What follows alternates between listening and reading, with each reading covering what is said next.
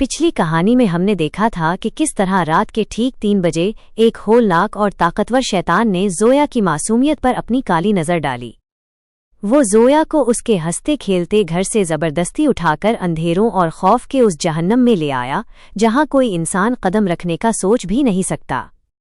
زویا کی مرضی کے خلاف اس شیطان نے اس سے زبردستی شادی کر لی اور اسے اپنی قید میں رکھ لیا۔ یہاں سے شروع ہوتا ہے ہماری کہانی کا دوسرا اور سب سے خوفناک حصہ۔ شیطان کی اس تاریک دنیا میں قید زویا کے لیے ہر گزرتا دن ایک نئی قیامت سے کم نہیں تھا۔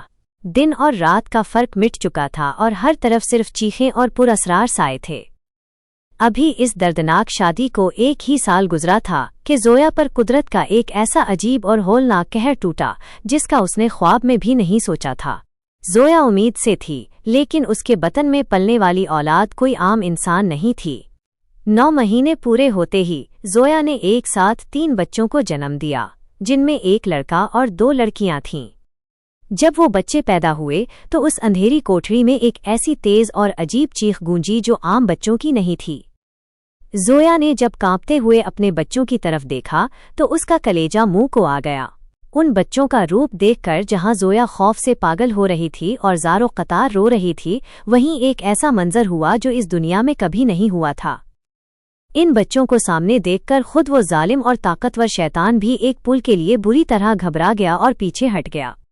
بچوں کا وجود 2 الگ دنیاؤں کا ملاپ تھا۔ ان کے چہرے اور معصوم شکلیں بالکل اپنی ماں زویا جیسی انسانی تھیں، لیکن ان کے اندر کا خون، ان کی آنکھیں اور ان کی روح اپنے باپ کی طرح شیطانی اور خوفناک تھی۔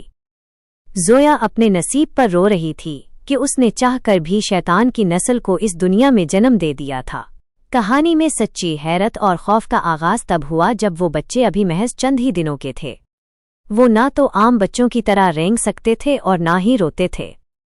ایک رات جب زویا درد سے نڈھال فرش پر بیٹھی تھی، اس نے دیکھا کہ پگھورے میں لیٹے ہوئے بچے اچانک خاموش ہو گئے۔ اگلے ہی لمحے وہ چند دن کے معصوم نظر آنے والے بچے آہستہ آہستہ بستر سے اوپر اٹھے اور ہوا میں معلق ہو گئے۔ ان کو اپنے باپ کی طرف سے ملی ہوئی شیطانی طاقتیں اب ظاہر ہونا شروع ہو چکی تھیں۔ وہ بچے دن رات ہوا میں اڑتے رہتے، کبھی دیواروں پر چلتے تو کبھی گھر کی بھاری چیزوں کو اپنی نظروں سے ہلانا شروع کر دیتے۔ وہ جیسے جیسے کوئی نیا شیطانی کام شروع کرتے، زویا کا دل اندر سے اتنے ہی ٹکڑے ہو جاتا۔ وہ دن رات سسکتی اور روتی رہتی کہ اس کی اپنی اولاد اس کے لیے سب سے بڑا خوف بن چکی تھی۔ وقت پر لگا کر اڑتا رہا۔ وہ بچے اس شیطانی دنیا کے زیر اثر بہت تیزی سے بڑے ہونے لگے۔ لڑکا اپنے باپ کے نقشی قدم پر چلنے لگا، لیکن دونوں بیٹیاں، جن کے چہروں میں ماں کی معصومیت تھی، اپنی ماں کے دکھ کو سمجھنے لگی تھیں۔ ایک شام جب شیطان گھر پر موجود نہیں تھا، زویا اپنی دونوں بیٹیوں کے پاس بیٹھی تڑپ تڑپ کر رو رہی تھی۔ اس کی آنکھوں سے بہتے ہوئے آنسو دیکھ کر بیٹیوں کا دل پگھل گیا اور انہوں نے پوچھا کہ ماں، تم اس دنیا میں سب سے الگ اور اتنی دکھی کیوں ہو؟ زویا نے اپنی بیٹیوں کے سر پر ہاتھ رکھا اور روتے ہوئے اپنے ماضی کا وہ سچ اگل دیا جو اب تک چھپا ہوا تھا۔